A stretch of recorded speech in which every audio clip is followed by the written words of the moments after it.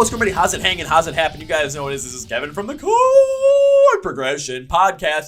Hey guys, it is Tuesday. It's the 22nd of March. My God, this year is just flying by right now. Must be all the, hits I've been taking to the head from these live shows that I'm absolutely loving going to. And now this podcast, oh wow, this one turned into something that was fantastic. But before we go into that, I want to thank our sponsors first, Phoenix Fitness.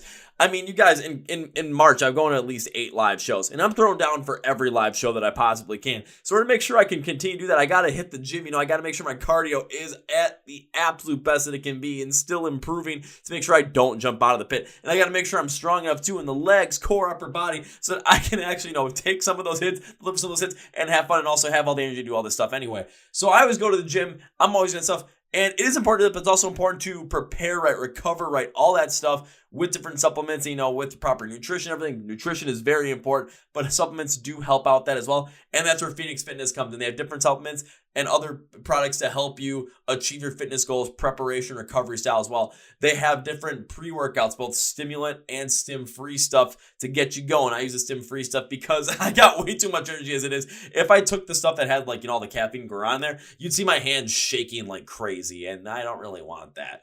They also have different B-stability recovery compounds that help you absorb all the nutrients you could possibly need directly after your workout. Different creatines to help build muscle. Different protein blends, AM, PM, directly after workout to help build the muscle. Yeah. Different multivitamins. Anything you might need to achieve your fitness goals, Phoenix Fitness has for you. So our listeners get 15% off using the code MSOTD at checkout at fnxfit.com. Thank you, Phoenix Fitness. Link in the description of the podcast. Our second sponsor is Custom Debuts, and I got all these cool posters up on the wall, even though you can't see them right now. I'm looking at one that is the band that tried to ban is back, and it's Ice 9 Kills, or a giant Rise Against one from Riot Fest 2019, and a signed Ronnie Radke one, and a signed Rise Against one I got from the rave in Milwaukee. Oh yeah! But what if I wanted my own crazy poster from something in music that I just wanted? Why not give it a shot? So let's use the new Belmont album called Aftermath. What if I wanted a poster of that, or a poster that related to a song off of that, like their Country Girl song? Even though it's not for me, but hey, it's a weird, wacky song. Let's go Bowser's Castle because I like that song a little bit more. So what I can do is I can go to customdebuts.com and I can type in the name of the band, like let's say Belmont, and then I can also type in the album, which is Aftermath, or I can type in a song, and let's use Bowser's Castle. And what they'll do is they will create a custom poster for me based off of that request. If it's the album, they might put the album artwork up there and the song track listing in some cool way. If it's a song, they might put some kind of artwork together for it, or they might put the lyrics in some kind of cool fashion as well. And when you're ready to go, it's they'll send you a proof within 48 hours of what they're going to do. If you don't like it, you can tell them to change it, and they'll change it for you as much as possible until you're satisfied. You get that delivered on regular poster paper, as a canvas print, or as an aluminum sign. So you can be the coolest person in the office, in the garage, in their dorm room, anywhere you're going to put that poster. In your house, in the basement, wherever. Have your friends going to be like, oh my God, I want that poster. It's custom, bitch. So our listeners get 10% off using the code CPP10 at checkout at Custom Debuts website. The link description of the podcast along with the promo code as well. Thank you, Custom Debuts. Now on to our feature presentation. So out of Miami, Florida, I have Jonathan from the band Of The Wasteland. What band is Of The Wasteland? What's their style? Well, they're kind of take inspiration from Guns N' Roses and My Chemical Romance. And you're like, how does that work? And if you listen to the song Midnight Vampire, which has over 1.5 million views on YouTube, yeah, you'll see why. But this conversation turns into something incredible. Jonathan and I talk about their music. We talk about the inspiration behind it, but we also talk about the live show as well. Their philosophy behind the live show, their philosophy behind writing music, and understanding, why some bands, sometimes don't want to play some stuff that, you would expect them to play, why they want to play some of the newer stuff, and finding that perfect balance for live shows, for playing the old stuff, the new stuff, and understanding the live show connection between the fans and the band and creating the most positive experience possible at any given moment. Jonathan, this was a fantastic conversation with you, bud. Everyone listening, get ready for it. Let's go! Yeah. Well, ladies and gentlemen, boys and girls, listeners of the Chord Progression Podcast, thanks to our friends at Adam Splitter PR. They sent me this band. They said there was a mix of inspiration from Guns N' Roses and MCR. And I'm like, how does that work? But now I'm really, really curious. I listened to their most recent single called Midnight Vampire. I was like, okay, we got to talk to these guys about this. So coming to you from Miami, Florida, please welcome Jonathan from the band Of The Wasteland. So Jonathan, welcome to the Chord Progression Podcast. Thank you so much. Thank you so much. Happy to be here. Happy to have you here, man, especially as you know you're doing this right before you have to go to work. So I do want to thank you for that as well. Otherwise, how's everything going in your life right now? How's everything going with the band right now? I mean, we're in, March, 2022 was already in full swing. So how's everything going so far? Oh man, everything's going really well. We have a lot planned for the coming months with our record label and our PR team. Um, a lot of great stuff coming out soon. It's all about patience, really, keeping yourself healthy and keeping yourself strong, and keeping going while you're doing your passions. Oh, absolutely. I mean, if we've learned anything from the past 2 years, it's you got to keep those passions burned. You got to keep them just constantly running high because it can be taken away at any moment, and you got to take it for all it's worth. I mean, hell, this whole entire week that we're doing this, like I've been to 4 concerts in the past like 6 days. It's like I'm not stopping doing that stuff. Even if I have to drive, let's say 100 miles to a show on a Tuesday night, which I did the previous night when we did this because I'm like, I wanted to see Bad Omens, damn it. Wow, 100 miles, Jesus. That's I think Florida is about freaking 9 hours to get across it. What's the comparable distance there? So comparable distance for 9 hours would be for me to basically for me to drive from Milwaukee to Minneapolis and then back. Wow, Jesus. Yeah, it's a good distance. It's a good distance, but I mean for me it's like I'm not afraid to travel to shows. I mean like last night I was at a show like for the Bad Omen show. I saw it in Chicago. Otherwise like 2 nights or 3 nights before that, I went up to Green Bay, which is 120 miles in the other direction because hey, Killswitch Engage, August Burns Red. I'm not missing out on that shit. It's like let's go have fun, especially with the fact that we missed out on live music for so much. I mean, you know what it was like, especially as an artist yourself, not being able to play live music, not being able to get out in front of the crowd. And then it's like now that it's back, it's you don't want to take it for granted at all. Mm. Yeah, dude, that crushed me because for many years I was playing from the time I was 18 to the time COVID hit. I was playing live shows at least once a week, maybe twice a week, sometimes twice a day, in some cases early on when we were first starting. So to not have it, to get it completely taken away from us, it is very challenging. You have to change your whole life, reshape everything. That is, yeah, that's absolutely insane. But how are you playing 2 live shows in the same day consistently when you were starting this out? Dude, we were young and we had a lot of energy, and we had 4 to 5 guys, all looking for shows every day. We're really trying to make a name for ourselves. We're going from like one show from somebody's backyard, all driving to some other venue, and then yeah, it's fun times. Dude, that is absolutely nuts, though. But that shows the dedication you have to your passion, shows the dedication you guys have to the music as well, to really make something like this work out for you guys. And I do have to absolutely commend you on that because that's the hard part that a lot of people, when it comes to the music industry and are starting bands, that's the hard part that gets glossed over. But that's the hard part you have to go through in order to understand that this is something you want to do and to really go through that because every band has had to gone through that, and that's usually like a good vetting point for to understand for the artists and musicians is this really for you or is this something that you thought you wanted to do but now it's just really not what you wanted to go for. 100%, man. I mean, we were slowly seeing all the bands we started with slowly drop off. Either they're, most people just end up meeting different musicians and find out that they want to make new music with different people, and that's okay. But I always had a vision of what I wanted, and I was fortunate enough to get people around me that were willing to stick around for a couple of years. Understandable too, but when I come up with a style of like inspiration between Guns N' Roses and My Chemical Romance, you're gonna get some of that like sex, drugs, rock and roll style from the the '80s feel of Guns N' Roses with the powerful hair metal, power metal, that kind of stuff. But then you also go to, or not power metal, but just like the powerful style of the hair metal. But then you go to MCR, especially for people that grew up, in the early to mid 2000s, where when it came to music, especially more of that rock music sense from an emo side of things, we all really latched onto that. I mean, hell, that MCR tour that's been postponed for like 2.5 years now, it's people are still begging and waiting and pleading for this thing to happen. And when it's finally going to happen, those shows are going to be, they're playing arenas. They're playing arenas that are sold out. Like, that's how big this is. That's how influential Yeah, they were as a band. absolutely. I mean, they changed my life. I mean, those two changed my life, to be honest. Well, Guns N' Roses less so, but My Chemical Romance, absolutely. That was major for me. I mean, I could gush into it for hours, I'm sure. So I'll let you ask. We Well, let's bring up not the points. well, let's not gush into it for hours because we easily could, but I know we don't have that time. But let's gush into it a little bit. So you're saying My Chemical Romance absolutely influenced your life, potentially changed your life at this point. Let's go a little bit into that. Like, what do you mean by that, and how powerful were they of an influence to you growing up? Oh man. All right. So I saw their music videos when I was in middle school, and the singles Helena and I'm Not Okay, Ghost of You. So I was a little late to the party.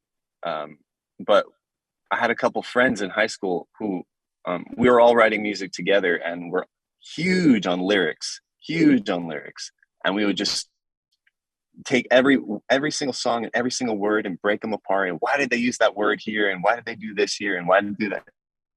And of all the bands, My Chemical Romance was really shining on top of that list for me for lyrical expression and metaphors and using crazy lyrics like one of my favorite ones is like she drives at 90 past the Barbies and Kens like dolls. It's like really cool. It's like really good lines and stuff that made me laugh, stuff that made me excited.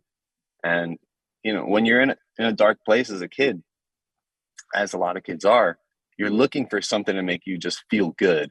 And to have stuff that's like as Guns N' Roses, as you say, that power to have um to jump on stage and go crazy. Like my favorite guitarists were those two in My Chemical Romance, because they had such a dichotomy of one crazy guy who never played shreddy stuff, just a punk guy, and then you had the other Guns N' Roses Metallica guy, and that was like, to me, that was already what you're saying, which is how do you combine Guns N' Roses and My Chemical Romance? Well, that's what they did back then. They combined some crazy stuff that nobody thought of combining, and it's something that you have to fight for years.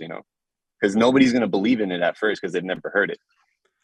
Oh, absolutely. I mean, take a look at some of the bands that are absolutely hitting it, super big right now in terms of just really gaining a lot of popularity. Look at like Eskimo Callboy, now they're called Electric Callboy as of the day we're recording this. It's just like that party kind of metal, just having fun with it, not taking it seriously with songs like We Got the Moves and Pump It. And all of a sudden it's like they went from a band that was kind of popular in Europe to all of a sudden very popular in Europe. And now over in the US, they're gaining insane popularity. One of my favorite bands, Ice Nine Kills, another insane example of that because mixing so much horror and all the stuff around the horror movie genre and just kind of that passion behind it into metal, yeah, that's going to be something that people are not going to really, latch on to. All of a sudden, the initial Silver Scream comes out and people just fully get behind it. They come out with a sequel to, which I believe, for even my opinion, is even better than the first one. And now they're opening for freaking Metallica in stadium shows, not arena shows, Yeah. like 70,000 seat arena or stadiums. They're opening for them on Yeah. that.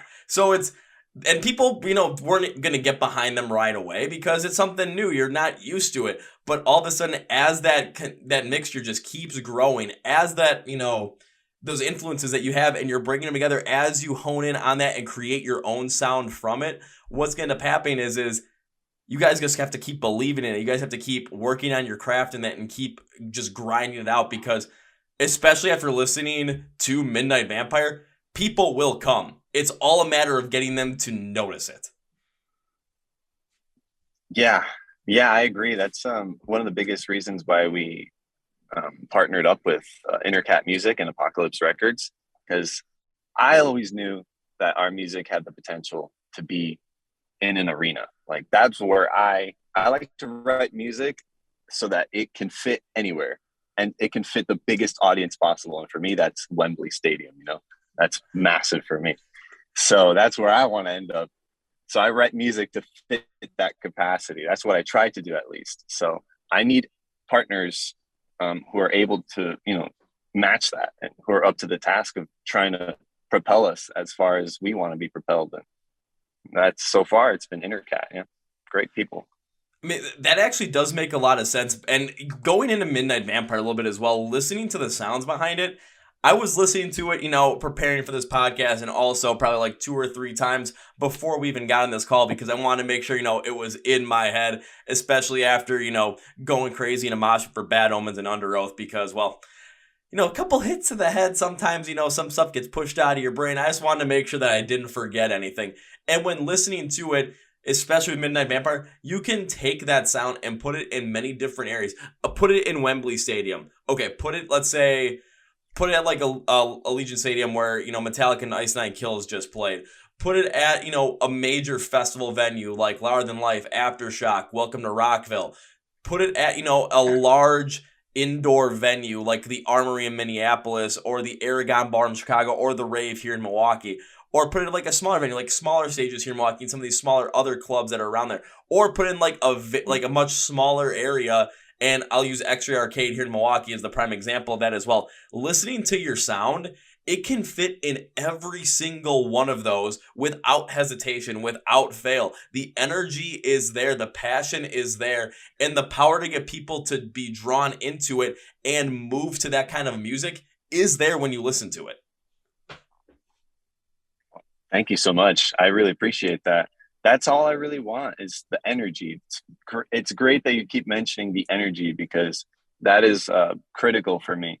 Because you haven't obviously seen me play on stage, but I would be willing to break bones or throw ligaments or, you know, hurt myself, do whatever I have to do to make that performance to be incredible.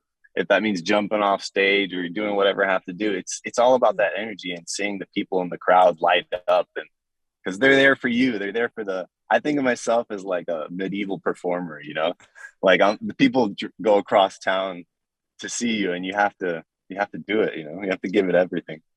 Yeah, and I mean, just kind of like given the size where you guys are right now, I'm assuming like all of a sudden, you know, if you guys ever came up to my neck of the woods, come up to Milwaukee, Wisconsin, you guys would play at a venue like X-Ray Arcade, which can hold maybe, you know, at the most, I'd say 300-400. And this is just right now. I'm talking, you know, in the future, you guys could get up to that upper level. But right now, it's like, I'm thinking about that kind of a stage, because I was there recently at the beginning of March to see a couple of pop punk bands, and the headliner was Belmont. And I love seeing Belmont because they're just fun as all hell to listen to.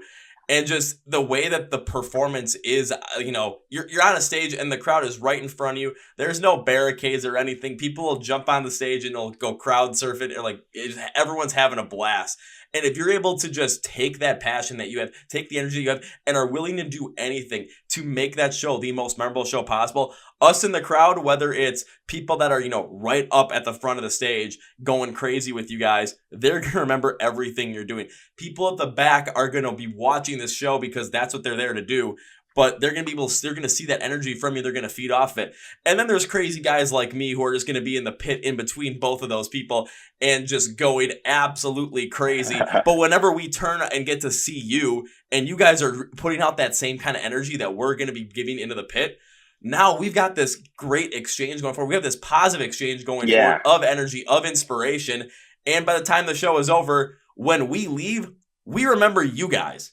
Even if the headliner doesn't even if we know we're there for the headliner and maybe, you know, they underperform compared to you guys, we remember you. We remember the bands that really just go absolutely nuts, create the energy, and create the most positive and insane fan experience at those shows.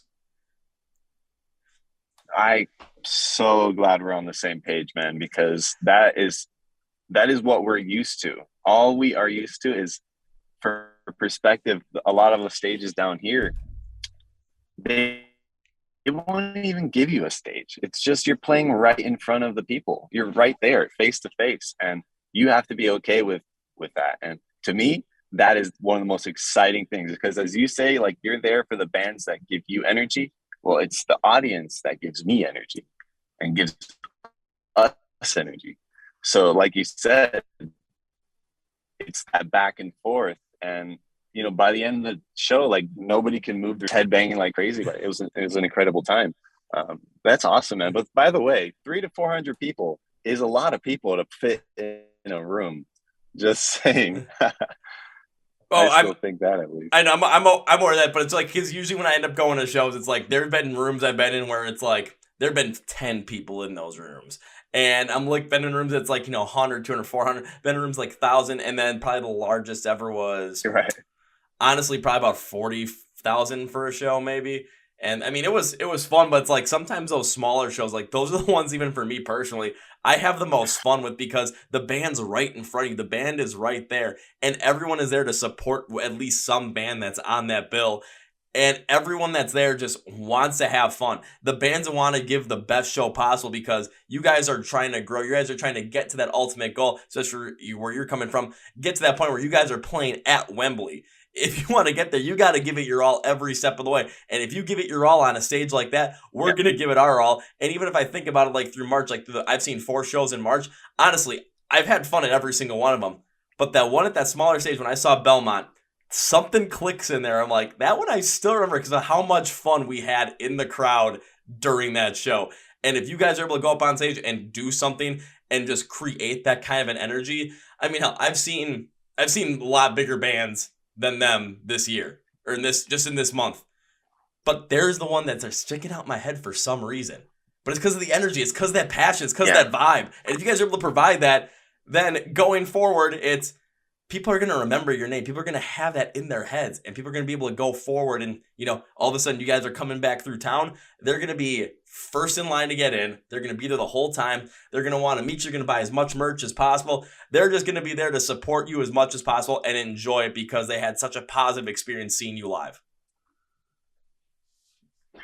Oh yeah, dude, that's incredible that you say that, man. Like for example, the first time when we got signed, the show that we played was really like for us, and it was just another show.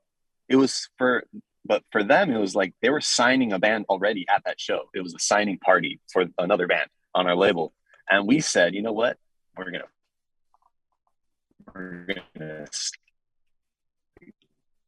kill it. We're gonna shred it. We don't know a little ounce of energy that we had, and after that, we were in negotiations with getting signed, like out of all the people, it's like people don't believe in themselves enough, they don't believe that they can be the ones to do the thing that needs to get done. Yeah. But and you have to have that. It's belief. Always within reach. And you have to have that belief because if you don't have that belief in you, who's going to end up believing in you if you don't believe in yourself? I completely agree.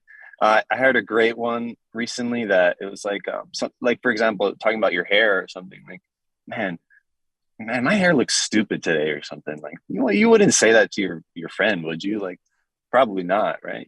So why would you say it to yourself?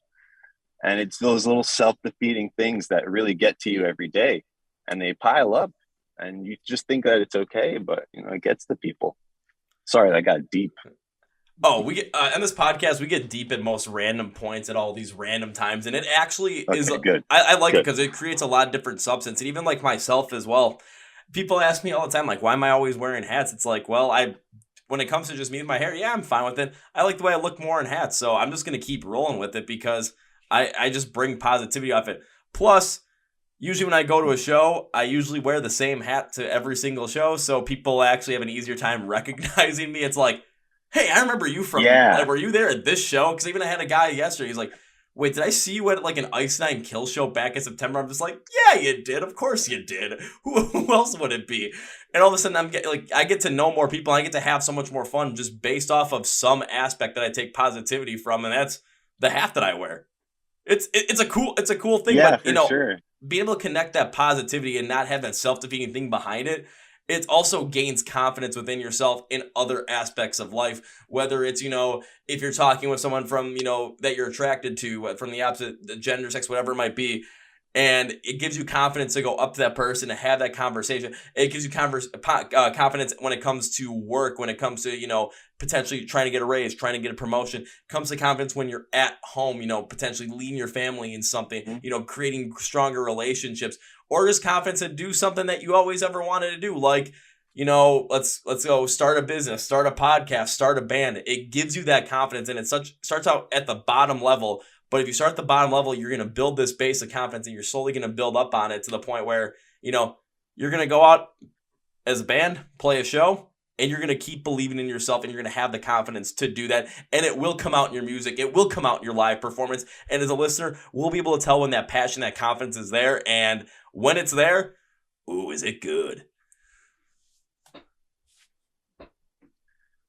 Yeah, man, it really is because when you start writing music and you're confident in it and you're happy in it. It just, I don't know, for me it makes me laugh. I'm like, oh, I found something. Oh, it's very exciting. Like I like to stumble across some piece of music. Like for me, it comes to me in the wind.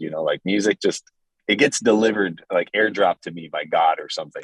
I don't know what people believe in or where it comes from, but that's what I always say. Like I always feel like it just comes to me. Like I'm not sitting there writing with my guitar. Like I let the world come to me. I experience the world. I listen to a lot of music, and then I just let it happen. And it usually springs up in the middle of nowhere. That's the way it's always been my whole life. And I immediately go to record it in my phone and hope I don't forget it. Um, I mean, you have to do something like that just because when inspiration strikes, you gotta work with it. And it's like, if any kind of comedian can all say the same thing where they get inspiration about a bit and, they're not, if all of a sudden it's like right before bed or it's at the most random time, you've got to write it down. You've got to record it on your phone. You've got to just do something there because you might go home, maybe an hour or 2 hours later and you're going to try and work on this and you could have completely forgotten about where that inspiration came from. You could have completely forgotten about what that was. And now you're lost. As a musician, say you come up with this fantastic riff that absolutely in your mind encapsulates the meaning of a song that you're trying to go for, or just a feeling that you're having right now and you want to put that into a song. But all of a sudden you go home an hour later and you didn't, write it down or you didn't record it, like a sound that you like want to kind of, connect it with. How are you going to remember it? even just you could even have all the notes written down, right? But if you didn't know how you played it or how you said it, like the way everything flowed, it might as well just be like words on a paper. Like it doesn't make any sense. You're totally right. It has to be captured in the moment. There's something very specific about capturing it in the moment because even you might hear something in the background or your friend might say something and it kind of like enhances it. And we have like funny little things that end up in our songs, like secret little burps and farts, you could say. um you know it ends up being funny little stuff you keep in there.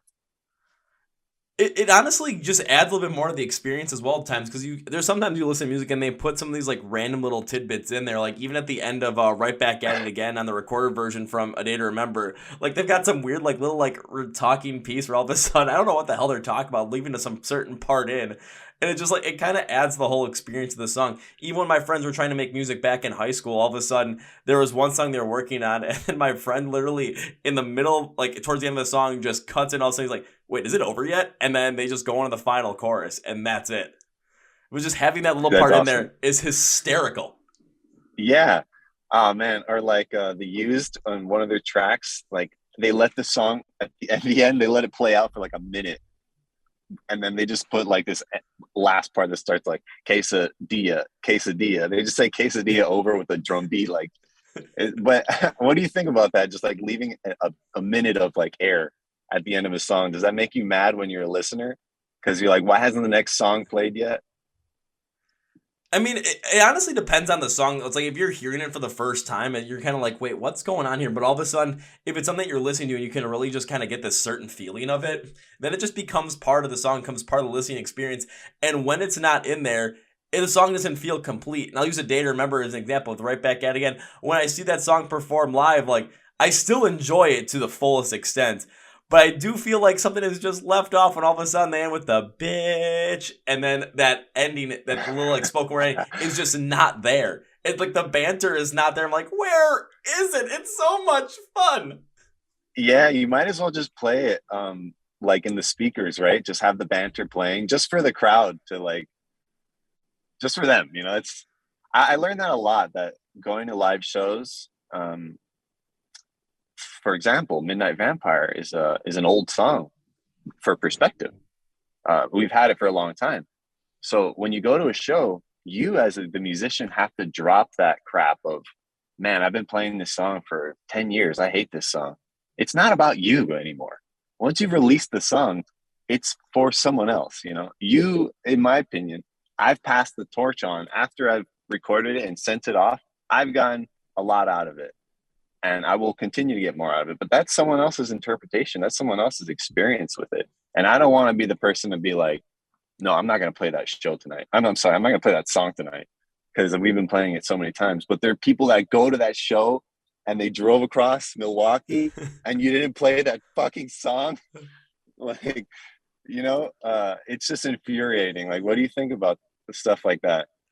For me, I get I think you're absolutely spot on at that point too, because when I go to shows, it's, I know bands are going to want to play their new material. I know they're going to want to play a lot of stuff that they haven't played because it's fresh for them, it's fresh for us as well, and they're going to want to get the most out of that.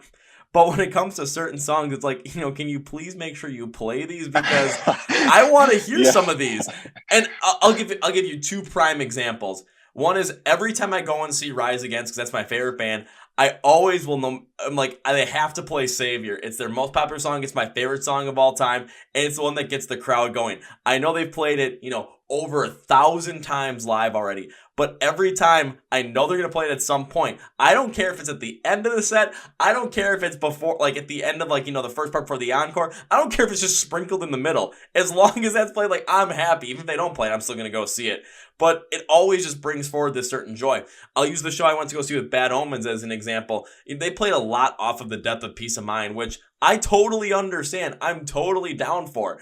But they pretty much stuck to that whole entire record until like the last song when they played Dethrone, and the pitch just went off, and it was awesome.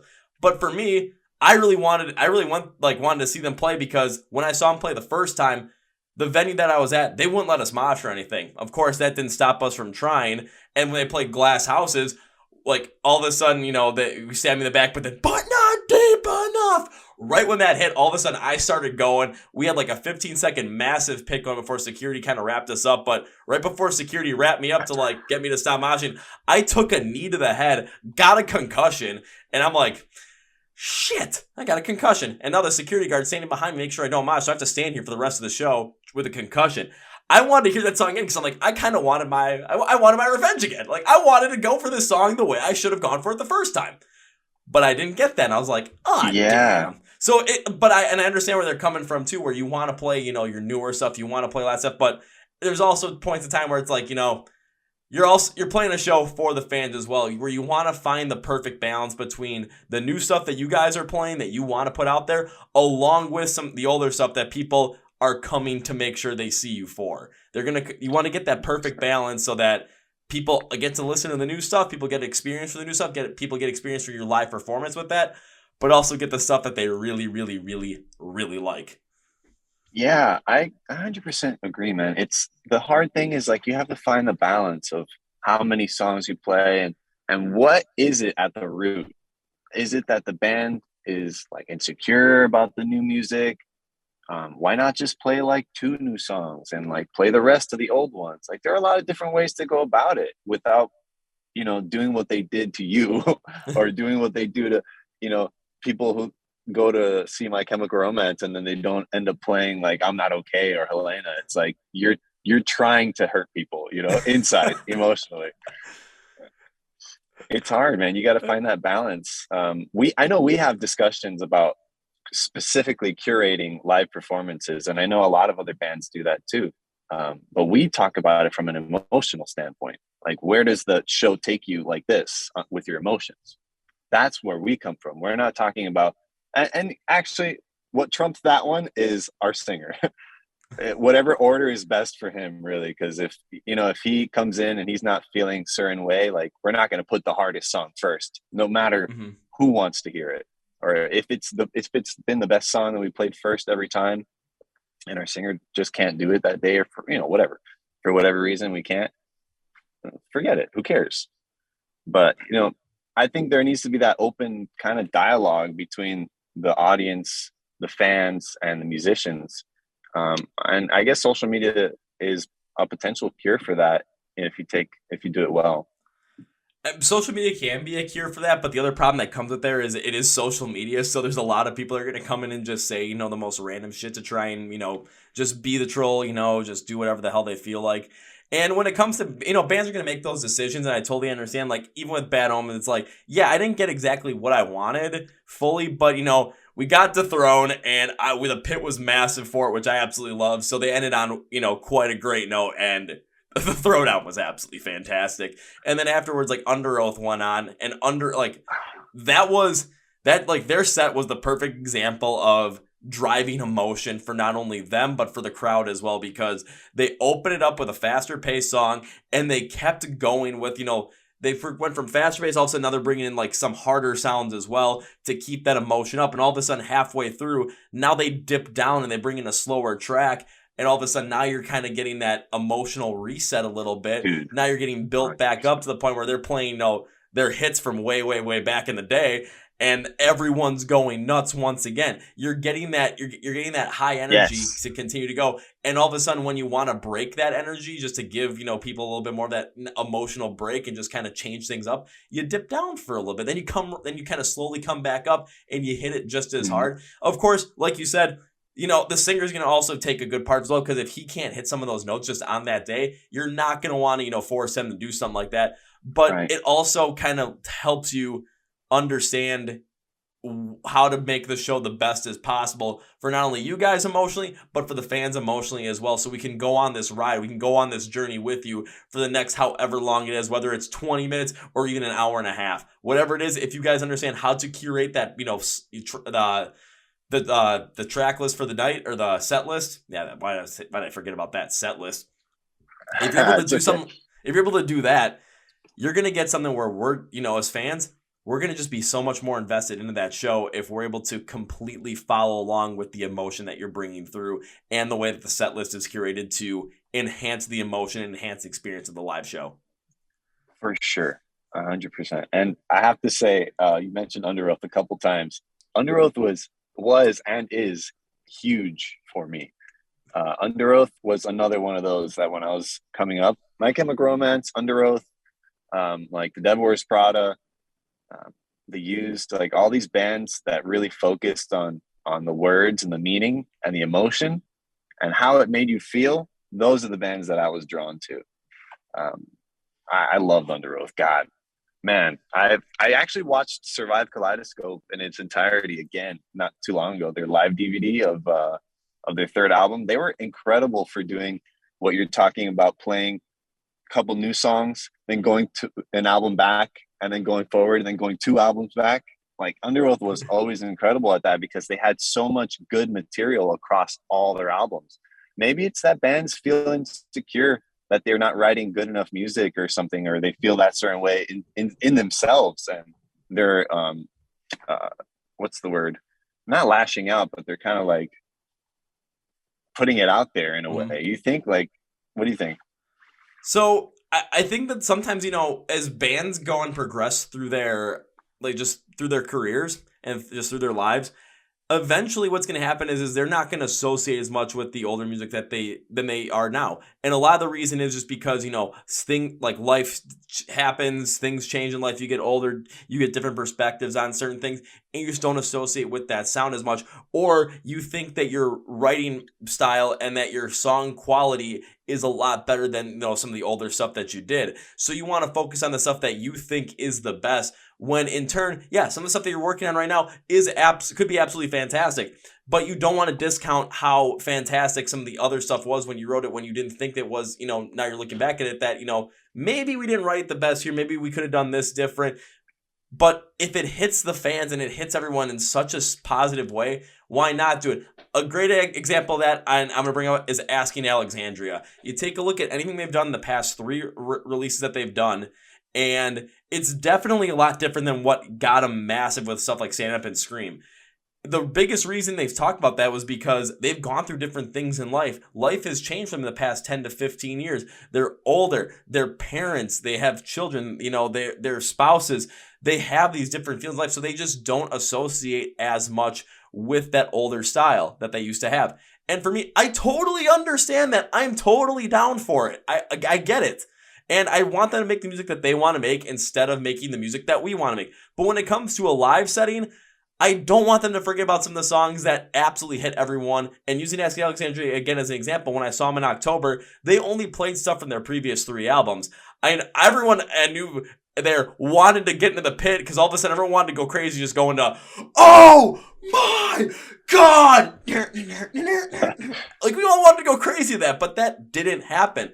Then I'll use A Day to Remember as another example as well, because With Your Welcome, it does have that same feel to it as well. But when A Day to Remember jumped on, all of a sudden, they were bouncing back to For Those Who Have Heart. They were going with a lot of homesick stuff, a lot of What Separates Me From You, a good number of songs on Common Courtesy. Like, they were really going back farther to really bring forward this show that people are going to want to see.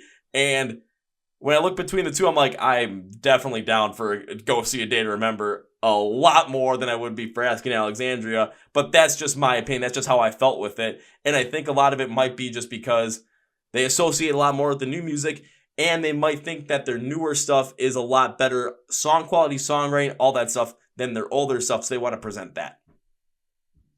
Yeah, that is a really good point too. I feel like it starts way back when your band originates. You have to kind of decide for yourselves, right? What genre are we going to be? What are we going to be? Who are we? And if you pigeonhole yourself in that moment, you are fucked. Because the people's expectations of you are what you give them, you know?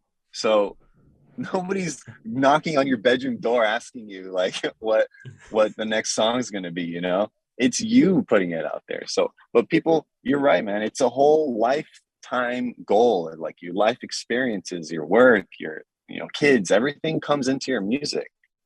I feel like people need to be a little more careful with pigeonholing themselves. Like for us, at least, I never wanted to call us any genre. I hated answering that question. What genre are you? The most honorable thing that we ever got was someone calling us genre bending. That is incredible. I feel it's an honor, and it's humbling because that's exactly what we want to do. We don't want people to think of it as anything other than rock music. It is rock music because it's based with what we call, it's like guitar driven, right? It has guitars as the main focus, as the main driving thing, as opposed to like Queen, where it was like mostly piano driven, for example. So you have different ways of writing songs and different ways of putting things together. And yeah, I don't know. What do you think? So this is where I'll go with this. And when it comes to the bands that, are the absolute biggest bands in the world, they're there for a reason. And a lot of it is either they are genre blending and you can't really put them in a certain position, or the reason that there is that certain that there is that certain genre is because of them. Here's a couple examples. Metallica. Yeah, Metallica is thrash metal. But what bands basically, got thrash metal, going and got thrash metal to the prominence that it was? Metallica, Megadeth, Slayer, right. Anthrax. More modern, and the two I'm going to bring up are Falling in Reverse.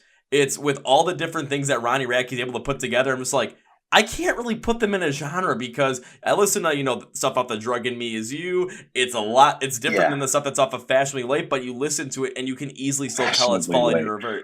And then even the stuff they've come out with now, Zombified, Popular Monster, the trilogy that they did with Losing My Mind, Losing My Life, and Drugs. It's different than a lot of that other stuff. But you can still tell it's Falling in Reverse because it has their sound at the core. But probably the biggest one that I can bring up right now is Bring Me the Horizon. You listen to them and you listen to a Bring Me the Horizon song, it's a Bring Me the Horizon song.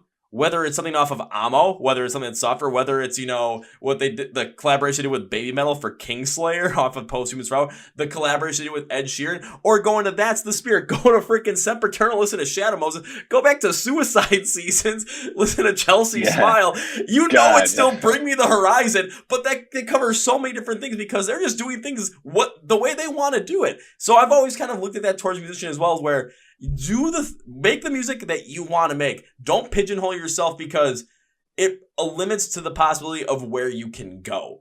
And even though at times, at the beginning, it might sound like a good idea just because it gives people something to latch onto, but then that's what they're going to latch on to, what they're going to expect, and that's where they're going to want you to stay. If you don't create that expectation, then you don't have that problem where you're stuck in one thing. And if you branch out, all of a sudden you get this mass amount of backlash. Even when you do branch out, even if you haven't set the expectation, you're going to get that backlash. But it's going to be more expected for you to branch out instead of going, all right, we're so stuck in this. Now we're going to, take a step out to this side and just try and put some post-hardcore stuff in there. And everyone's like, oh my God, why are you doing that? Ah! Yeah, exactly, man. We didn't want to hear any of that because we saw that with our friends' bands here, local and not local, on the big stages, bands that either change a singer or change just the way the singer sings, like Bring Me the Horizon. People go nuts. People go absolutely crazy. But what you have to do is continue to keep people on their toes. And if you're always doing that, like you said, their expectation is the unexpected. That's what they have to expect. Absolutely. Again, and if any band is looking or any artist is looking for inspiration, that Bring Me the Horizon is the perfect example. Because when they came out the collaboration with Ed Sheeran, I looked at it and I thought, well, I wasn't expecting this, but I also was expecting this. So, I wasn't expecting it, but I'm not surprised. Then all of a sudden, Ali Sykes and MGK are doing something together. I'm like, I'm not surprised this is happening, but I'm like, this was unexpected.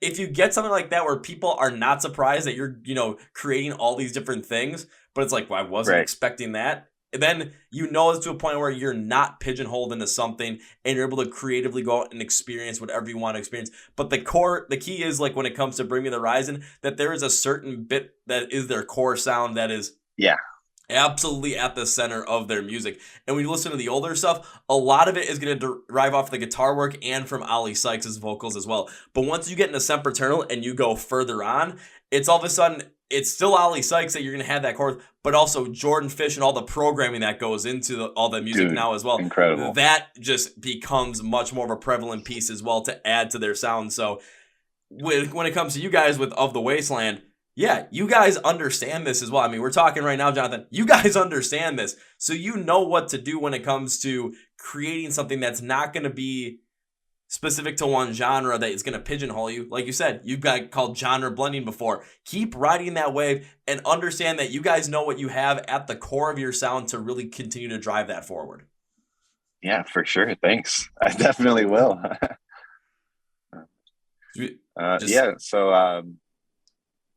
Yeah, man, you said it. You kind of wrapped that up nicely right there. Just keep pumping it up. Yeah. So before go ahead. Please. Just finish up your thought, because I know we're kind of running low on time right now. I don't want to make you late for work right now. I was just trying to fill the space. Please go ahead. Oh, gotcha. So before we close this out, one more thing I want to ask is, because now we know we're still in March of 2022. What can we expect in the rest of 2022 from Of the Wasteland? What can we expect from you guys? Because I'm excited right now, especially after this conversation, getting to know more about the kind of your philosophies and really understanding how this band is going to work, especially within all four of you. What can we expect from you guys in 2022? Come on. I'm excited now. Okay, man. All right. So we have, I feel like I can say we have more videos coming out.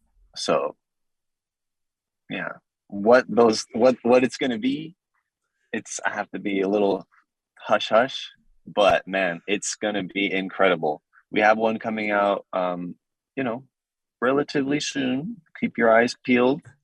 We like to drop things out of nowhere, really, just to kind of, because everybody wakes up and they don't know what their Monday is going to be like. So if your Monday is filled with a little Of the Wasteland surprise, that might be nice.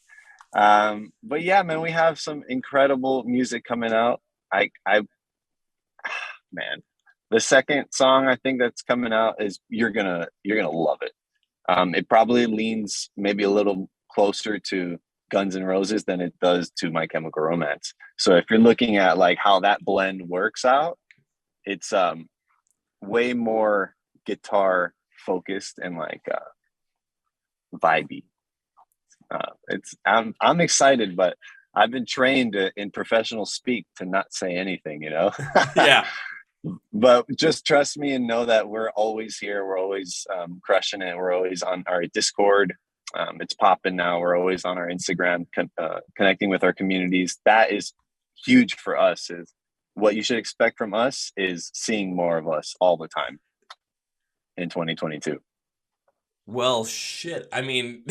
When it comes to the professional speak of, being able to talk about this stuff without giving really anything away, the best way to put it is this way. When it comes to that part of I wasn't expecting this, but I'm not surprised. Basically, it's kind of what you're coming up with. The stuff that you're going to be coming out with, It's not what you expect, but you're not gonna be surprised because it's coming from the way. What you're It's gonna be us. surprised. I'll say what you're gonna be surprised though is when it drops because it might just come out of nowhere. Yeah, and it's us. So if you liked Midnight Vampire, I think you're gonna have the trust in us to like the next ones because they're similar, but not. So that's the exciting thing about every next song that you're gonna hear from us is that it's gonna be a little bit different from the next. Gotcha. Well, I mean, you got me excited, man. So, and especially for Midnight Vampire, I think I don't think that we're gonna have a problem when all of a sudden you guys drop this stuff for me to go. Okay, let's listen to this now. So, absolutely. Well, Jonathan, as we close out this podcast, I always like to end with 3 very specific things. So we're going to run through them right now. And Sure. Number 1 is, you said you guys, you got new stuff coming out in 2022, but you might just drop it out of nowhere. And you've got to be all over the place throughout the rest of the year and throughout, the rest of the band's career as well. So everyone that's listening, you're going to want to become a part of this with the band. You're going to want to like them on social media. You're going to follow all those pages so that that when stuff drops, like it's going to drop. You're going to want to have that, alert to happen. You're going to want to subscribe to my YouTube. You're going to want to listen to your stuff, on any streaming platform, and you're going to want to become a part of that Discord as well. But instead of actually having to search this up yourself, I got you covered. Look, the description of the podcast is going to say Find Of The Wasteland online. Links, labels for literally everything. Wow. It's going to be there for you. So all you have to do is go and click on them and it'll take you right there. You'll be good to go. No problem. Wow. That is incredible professionalism, Kevin. Well, now wait for number 2 because number 2 makes it even better. Oh, wow. I'm So, waiting. Jonathan, whenever I've guessed in the podcast that I've absolutely enjoyed having in the podcast, and this conversation, my God, this conversation was absolutely fantastic. There's a certain promise I like to make. And this promise has happened to, let's just say every band that I've had in the podcast so far because I've loved doing this every step of the way. And my God, you have just kept this trend going. So my promise to you, sir, is this. It does not start out with if. If implies possibility of not happening. Starts out with when, because when implies that it will happen, but time and date are still to be determined. So when I get to see Of The Wasteland perform for the first time, and it could be anywhere, doesn't matter where, but when I get to do it, my promise to you, sir, is this. First round's on me. That's my man, dude. That's my dude. Well, we got the rest of the night, I guess.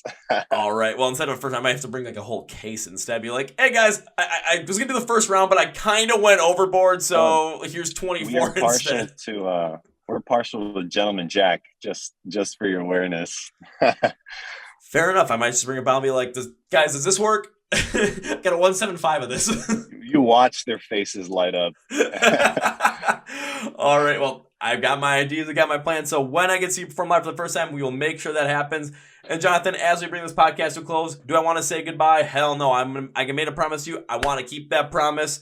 And I would love to continue to, bring you back on the podcast at some point in the future, maybe at the end of the year, maybe beginning of 2023, really see how you guys have gone with Of The Wasteland, see where the growth has gone, and just continue to have, these crazy conversations where all of a sudden we start talking about the music, and then all of a sudden we see your philosophies, and then we just get going this whole entire thing with music that's got me going, oh my God. So is this goodbye, sir? Hell no, this is not goodbye. I'm going to end it with this. See you later. See you later. Well, folks, that's my interview with Jonathan of the band Of The Wasteland out of Miami, Florida. Dude, I want to thank Jonathan for being on this podcast right from the get-go, writing this outro, because this was absolutely incredible. Being able to bounce different ideas off of him and hear his ideas on different things when it comes to songwriting, when it comes to that inspiration, when it comes to not pigeonholing yourself as a band, when it comes to putting yourself in a genre, and just really doing what you want, like focusing in on your craft, finding that passion for it, and going forward with it. My God. This was a great conversation. I'm just kind of beaming, whatever it is. Beaming light from it. And when it comes to finding Of The Wasteland online, because they might drop stuff out of nowhere, some great music out of nowhere, you're not going to know when it's going to come. But so follow them on, all social media like Facebook, Twitter, Instagram. They got a Discord you're going to want to be a part of. Subscribe to their YouTube channel, listen to their stuff on Spotify, Apple Music, all those places. yeah, give it a shot. Why not? And instead of trying to search it up yourself, I got you covered. So look in the description of the podcast for all those links, labels there. It'll be under Find of the Wasteland online. Please go do that. Well, also, please, if you haven't, subscribe to the Chord Progression Podcast. You can watch those podcast videos here on YouTube with the artists as well, or you can listen audio version-wise on Spotify, Apple Podcasts, iHeartRadio, and Amazon. And if you're already subscribed, thank you. You can also find us on social media as well, Facebook, Twitter, Instagram, and the Tik Tok. And the links are in the description of the podcast as well. I mean, anytime you want to talk to us, just message us on those platforms, any of them. I'm going to be honest with you guys, though, because I run all of them. It's just me. Instagram is the best way to connect with us. I'm on that platform more often than not. Thank you, Custom Views. Thank you, Phoenix Fitness as well. Links in the podcast description for their websites along with the promo codes as well. I also want to thank Adam Splitter PR for helping connect us with so many of these great bands, because they have connected with so many great bands, in the past. And we're still working consistently with them to connect us with great bands and bring you some of the best bands that are upcoming, best bands that are there right now, and just great music all the way through and through. So I want to thank them as well. So on that note, that's going to be for me, guys. Thank you for listening to the Chord Progression Podcast. My name is Kevin, and you guys know how I end every single one. This is the big, healthy, and hearty. See